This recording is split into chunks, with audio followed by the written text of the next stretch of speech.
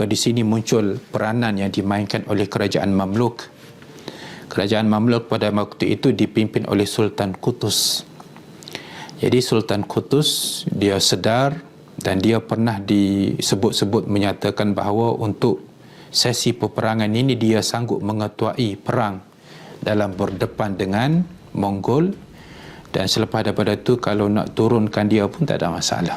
Dan maksudnya keikhlasan dia untuk nak mempertahankan umat Islam itu sendiri, kerana dipercayai bahawa target Empire Mongol itu selepas mereka boleh menumbangkan kerajaan Mamluk di Mesir dan menewaskan kerajaan-kerajaan kecil di Hijaz ataupun Arab Saudi pada waktu itu, maka tidak menjadi halangan lagi bagi mereka untuk menumbangkan Kaabah, kiblat suci umat Islam.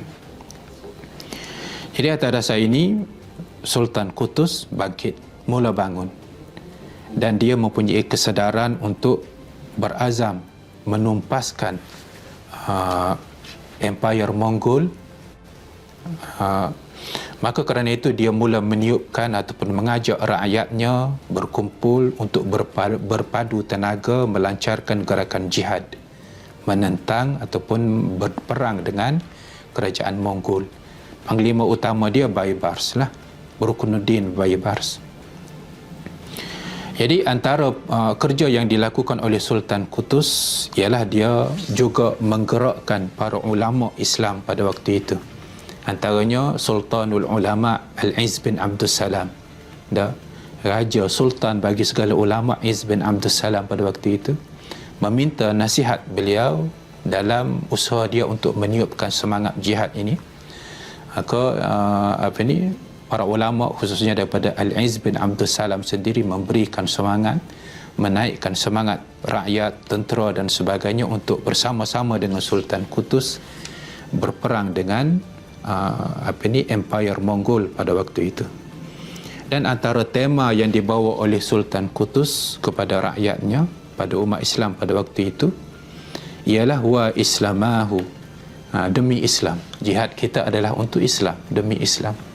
Jadi ini jelas dalam usaha terakhir pemimpin kerajaan Mamluk ini untuk mendapat sokongan rakyat dan untuk mengharapkan kemenangan umat Islam dalam berperang dengan kerajaan ataupun Empire Mongol ini. Maka semangat jihadlah sahaja yang menjadi ubat yang dapat menyelesaikan masalah. Jadi dia mewar-warkan slogan wa islamahu, demi Islam. Kita berjuang untuk Islam, kita berperang dengan kerajaan ataupun empire yang hebat ini, Mongol ini pun adalah demi Islam. Dan kempen dan juga kesungguhan daripada Sultan Qutus ini mendapat sambutan. Walaupun di peringkat awal Sultan Qutus sendiri sebelum daripada kedatangan Holago pun sudah mengajak kerajaan ataupun negeri-negeri Islam di Syam untuk bersatu, tetapi mereka sendiri tidak ada keyakinan terhadap kerajaan Mamluk ataupun keyakinan terhadap umat Islam untuk berperang dengan tentera Mongol. Dari suatu aspek yang lain ataupun satu pihak yang lain, umat Islam sendiri pada waktu itu masih bermusuhan dan berperang dengan tentera Salib ataupun Barat pada waktu itu. Tapi apabila Barat sendiri, tentera Salib sendiri melihat kemarahan Empire Mongol yang begitu dahsyat, maka mereka sanggup memberikan laluan kepada kerajaan Mamluk ataupun Sultan Qutus untuk melalui jalan-jalan di Syam yang dikuasai oleh mereka, supaya biar orang Islam dulu pergi perang. Mereka lepas pada itu, kerana mereka gerun melihat kepada kemarahan Empire Mongol itu sendiri. Jadi dalam situasi yang seperti ini, kebergantungan Sultan Qutus dan Baybars itu sendiri panglimanya ialah hanya kepada agama Allah Subhanahu Wa Taala, Islam. Jadi akhirnya mereka dengan bekalan tentera seperti yang disebutkan tadi, lebih kurang 20,000 tentera berdepan dengan 20,000 tentera Mongol juga. Berlakulah perang di Ain Jalut. Ain Jalut ini merujuk kepada Jalut, seorang pemimpin